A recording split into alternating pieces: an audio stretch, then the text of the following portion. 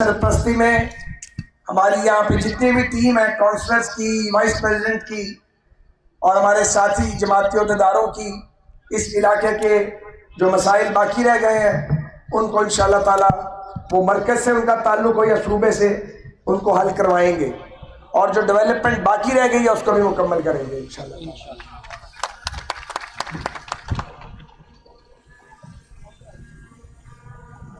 2024 کے انتخابات آئے اور گزر گئے، اب حکومت سازی کا عمل چل رہا ہے۔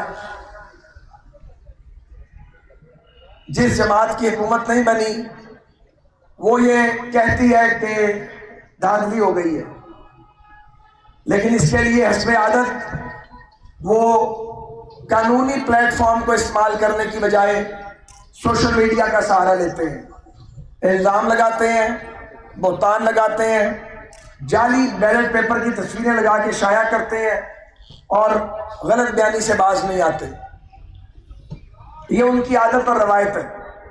اتفاقاً 2 کردار یہاں موجود ہیں، ایاز بھائی اور میں۔ جب 4 حلقوں کا افسانہ چھیڑا تھا عمران خان صاحب نے تو ان 4 میں سے 2 کے وکٹم ہم تھے۔ دلچسپ بات یہ ہے کہ وہ دونوں حلقے الحمدللہ ہم نے میرٹ میں جیتے تھے، ضمنی الیکشن میں ایاز صادق صاحب پھر جیتے۔ انہیں جماعت نے کہا کہ آپ چھوڑ دیں، کوئی بات نہیں، اور وہ ایاز صادق صاحب نے چھوڑا اور الحمدللہ اسی ضمنی الیکشن کو جیتا۔ اس حلقے سے میں الحمدللہ 40,000 کی لیڈ سے جیتا۔ انہوں نے کہا جی کہ یہ لیڈ جعلی ہے۔ آج میرے مبارکبادی دینے کے بعد یہ ثابت ہو چکا ہے کہ ہم نے کبھی جھوٹ نہیں بولا الحمدللہ۔ ہم اس وقت بھی سچے تھے اور آج بھی ہم نے صحیح بات کا اقرار کیا ہے۔ جیت ہار کھیل کا حصہ ہے۔ عمران خان صاحب بھی یہاں سے ہار کے جا چکے ہیں۔ وہ جو 500 ووٹوں سے جتوائے گئے تھے جوڈیشری اور اسٹیبلشمنٹ کی مدد سے، وہ اب ایک اوپن سیکرٹ ہے، کوئی چھپی ہوئی بات نہیں ہے۔ اور پھر ضمنی الیکشن میں ہم 11,000 سے جیت گئے۔ تو یہ کام چلتا رہتا ہے، اس کی شاید اتنی اہمیت ہے نہیں جتنی اہمیت آپ کے نظریے کی ہے، آپ کے اصولوں کی ہے اور آپ کے پروگرام کی ہے۔ جب مجھے محسوس ہوا، رات گزارے میں سو گیا، مجھے جاگنے کی کوئی ضرورت نہیں تھی۔ صبح اٹھا، دیکھا کہ انتخابی نتائج مکمل ہو گئے ہیں۔ 1.5-2 منٹ کے اندر میں نے اپنے مد مقابل کو مبارکباد دی اور اپنا فرض ادا کر دیا، اور پلٹ کر نہیں دیکھا۔ اس کے بعد اس کی ضرورت ہی نہیں تھی۔ میں شکر گزار ہوں، یہ اس سلسلے کا دوسرا پروگرام ہے۔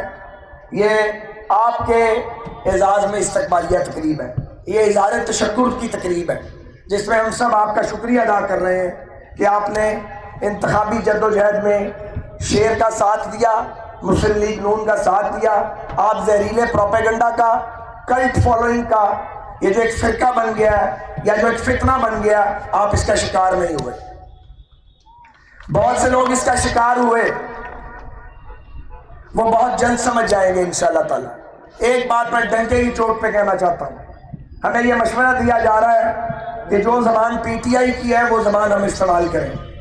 خاص طور پہ جو مسلم لیگ نون کے حامی ڈیجیٹل میڈیا پہ جواب دیتے ہیں پی ٹی آئی والوں کو، بدقسمتی سے انہوں نے بھی وہ زبان استعمال کرنی شروع کر دی، اور وہ چاہتے ہیں کہ مسلم لیگ نون کی لیڈرشپ بھی یہی کرے۔ ہم نے یہ نہیں کرنا، یہ ہمارا دھرم نہیں ہے، یہ ہمارا راستہ نہیں ہے۔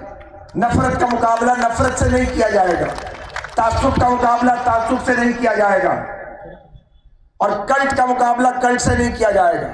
نفرت، تعصب، جھوٹ، سازش، بہتان اور پروپیگنڈا، اس کا مقابلہ کام اور صرف کام سے کیا جائے گا، اور ہم اپنا راستہ نہیں بدلیں گے، اور کوئی دنیاوی طاقت ہمیں اپنا راستہ بدلنے پہ مجبور نہیں کر سکتی۔ تاریخ بھی شاہد ہے اور یہ قوم جانتی ہے کہ ہم نے ہر ظلم کو سہا ہے، لیکن ہم نے اپنا راستہ نہیں بدلا، نہ اپنا نظریہ بدلا، نہ اپنے اصول چھوڑے۔ آج جنہیں دھاندلی نظر آتی ہے اور جو آڈٹ چاہتے ہیں، میں ان سے مطالبہ کرتا ہوں کہ اگر آڈٹ کرنا ہے تو ضرور کیا جائے، آڈٹ ہونا چاہیے، لیکن آڈٹ 2018 سے ہونا چاہیے۔ 2018 میں آڈٹ کیوں نہیں کیا گیا؟ اس وقت ری کاؤنٹ کیوں نہیں کیا گیا؟ اس وقت RTS کو بند کیوں کیا گیا؟ ایک ناجائز حکومت اس ملک پہ مسلط کیوں کی گئی؟ آج اس کا بینیفیشری کہتا ہے کہ اس کے ساتھ زیادتی ہو رہی ہے. وہ یہ کہنے میں تب اس کا حق بنتا ہے جب وہ اس زیادتی کا جس کا وہ بینیفیشری تھا اس کا اقرار کرے. آپ اپنے جرم کا اقرار کریں پھر کسی پر آپ الزام عائد کریں. یہ نہیں ہو سکتا کہ تاریخ کا سفر 2024 سے شروع ہو اور 2018 کو بھول جایا جائے، کیونکہ ملک پر ایک نقاب پوش مارشل لاء تھا. وہ مارشل لاء ڈکلیئرڈ نہیں تھا، اعلانیہ نہیں تھا، لیکن مارشل لاء تھا، اور اس کا چہرہ جناب عمران خان تھے. اور ان کے 4.25 سال نے ملک کا کباڑہ کیا. انہوں نے جھوٹ بول کر، بہتان تراشی کر کے، انتقام لے کے، جھوٹے مقدمات بنا کے، اپنے حامی جرنیلوں اور ججوں کو ساتھ ملا کے انہوں نے اپنے مخالفین کا منہ کالا کرنے کی سازش کی. ڈیجیٹل میڈیا کی سپورٹ آئی، مغرب کی سپورٹ آئی. جن کی غلامی سے وہ آزادی کی بات کرتے ہیں انہی کی غلامی میں تھے وہ، اور انہی سے وہ سپورٹ لے رہے تھے. اور لوگوں کے دماغوں کو زہر آلود کیا گیا، نئی نسل کو گمراہ کیا گیا، خواتین کی بڑی تعداد کو گمراہ کیا گیا. اگر کوئی یہ سمجھتا ہے کہ ہم اس گمراہی کو قبول کر لیں گے وہ غلط فہمی میں مبتلا ہے، کیونکہ ہم نے ہر دور میں گمراہی اور جبر کو فیس کیا ہے. اس کے لیے اپنی جانیں دے دی ہیں، اپنی جوانیاں لٹائی ہیں. کوئی دنیاوی طاقت، میں پھر کہتا ہوں، جبر کی بنیاد پہ، جھوٹ کی بنیاد پہ نہ ہمیں آگے لگا کے دوڑا سکتی ہے اور نہ ہمیں اپنی منزل سے ہٹا سکتی ہے. یہ ممکن ہی نہیں ہے، اس زندگی میں یہ ممکن نہیں ہے. ہم پختہ لوگ ہیں، پختہ کار لوگ ہیں، بنیاد پرست لوگ ہیں. اپنی بنیاد نہ چھوڑی، نہ چھوڑیں گے، اپنے نظریے پہ قائم رہیں گے. سارے لوگ جانتے ہیں کہ اگر ہماری جماعت سے بھی کوئی غلطی ہوتی ہے تو میں الحمدللہ ان کارکنوں میں شامل ہوں جو برملا اس کی نشاندہی کرتے ہیں. ہم پاکستان میں نفرت کی سیاست نہیں چاہتے، ہم تعصب کی سیاست نہیں چاہتے. نفرت، تقسیم اور تعصب اس ملک کو برباد کر کے رکھ دے گا. ہم پہلے ہی بہت تقسیم ہو چکے ہیں. اس لیے میڈیا کے ذریعے میں 24 کروڑ پاکستانیوں کو یہ کہنا چاہتا ہوں کہ وہ جذبات سے نکل کے ہوش اور دانش کی بنیاد پہ اپنے فیصلے کریں. وہ سب کی بات سنیں، پھر اس کو تولا جائے، جھوٹ پہ یقین نہیں کیا جائے، دیکھا جائے کہ کون ملک کو آگے لے کے جانا چاہتا ہے. آج عمران خان کہتے ہیں کہ میں IMF کو خط لکھوں گا. آپ لکھیں خط، آپ ضرور لکھیں خط، لیکن یہ ایک جرم ہے، قومی جرم جو آپ کرنے جا رہے ہیں، اور آپ نے پہلے بھی اس طرح کے جرائم کیے ہیں. میرا خیال تھا کہ جیل بڑوں بڑوں کو بدل دیتی ہے، مثبت سوچ آ جاتی ہے انسان میں، انسان کا اپنے اللہ سے تعلق مضبوط ہو جاتا ہے، دل کا زنگ ادھرتا ہے. لیکن ان کے 2 فیصلوں نے میری اس توقع پہ پھر پانی پھیر دیا، کیونکہ میں خوش فہم آدمی ہوں. میں اپنے مخالف کے بارے میں ہمیشہ خوش گمانی رکھتا ہوں. ایک وزیر اعلیٰ KPK کا جو ان کا نامزدگی کا فیصلہ ہے وہ کلیئر میسج ہے کہ وہ ملک میں مہادارائی چاہتے ہیں، وہ ڈنڈے سوٹے کی سیاست چاہتے ہیں، وہ نفرت کی سیاست چاہتے ہیں. فیصلہ کرنا ان کا حق ہے، اس پہ تبصرہ کرنا ہمارا حق ہے. انہوں نے درست فیصلہ نہیں کیا، اس کی سیاسی قیمت بھی وہی ادا کریں گے.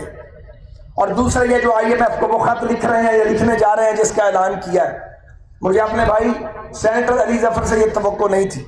میرا خیال تھا وہ عمران خان صاحب کو سمجھائیں گے، وہ ایک پڑھے لکھے آدمی ہیں، میں ان کا بڑا احترام کرتا ہوں، بے پناہ تعلق بھی بہت ہے.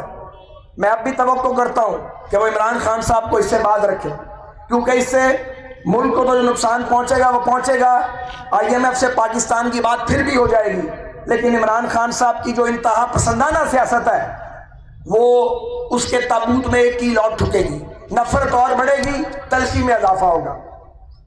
جو کل پنجاب اسمبلی میں تماشا لگایا PTI کے کچھ لوگوں نے، مجھے ان کا نام نہیں لینا، مجھے اس میں بہت افسوس ہے. میں توقع کرتا ہوں کہ PMLN کے پارلیمنٹیرین اس لب و لہجے کو اختیار نہیں کریں گے.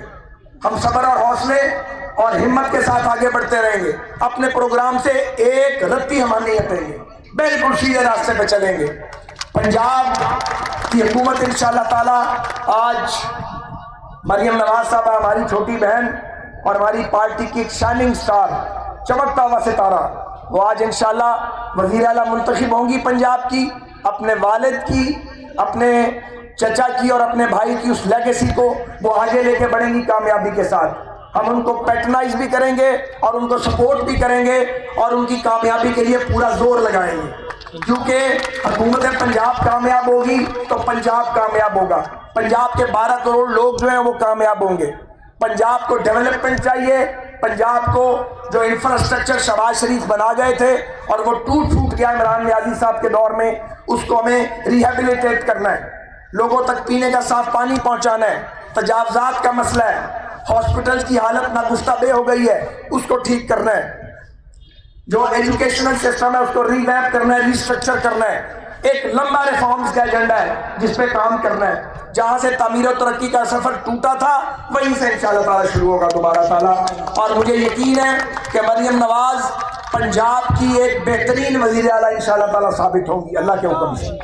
اسی طرح مرکز میں پاکستان پیپلز پارٹی کے تعاون سے اور MKM کے تعاون سے اور اتحادی جماعتوں کے تعاون سے چند دن تک جو حکومت بننے جا رہی ہے اس پر بڑا ایک ذمہ داری ہے. اس ہم نے اپنی پارٹی کو کہا تھا کہ یہ بوجھ نہ اٹھائے اور یہ ووٹ کسی اور کو منتقل کرے، اور میں ان لوگوں میں نمایاں تھا جو یہ موقف رکھتے تھے اور رکھتے ہیں.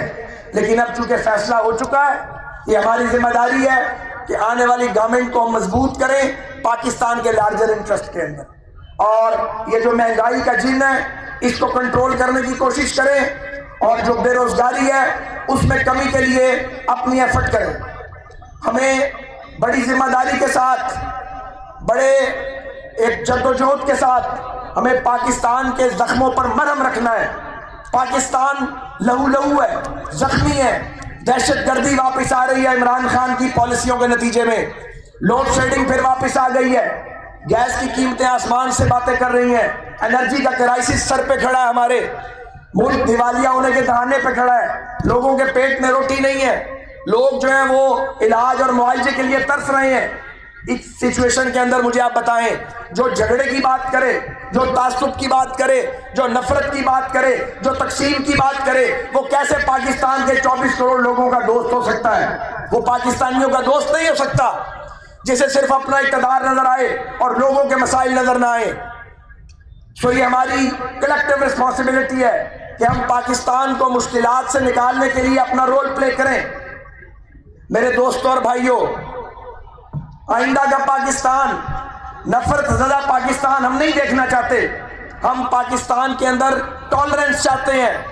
وہ ٹالرنس ہمارے آپس میں بھی ہونی چاہیے اور وہ اقلیتوں کے ساتھ بھی ہونی چاہیے. ہم پاکستان کو ایک برداشت کا پاکستان دیکھنا چاہتے ہیں، ایک چلتا پھرتا پھلتا پھولتا پاکستان. اس کے لیے جو بات ابھی ایاز صادق صاحب نے کی، گرینڈ نیشنل ڈائیلاگ لازم ہے. ہم اس کے لیے اویلیبل ہیں اور ہم اپنی پارٹی سے یہ توقع کرتے ہیں اور پاکستان پیپلز پارٹی سے کہ یہ مل کے باقی ساری سیاسی قوتوں کے ساتھ پارلیمنٹ کے پلیٹ فارم پہ PTI سمیت تمام جماعتوں کے ساتھ بات کرے، میثاق معیشت کریں، میثاق جمہوریت کریں اور پاکستان کو آگے لے کے بڑھیں. نفرتوں میں ملک آگے نہیں بڑھ سکتا.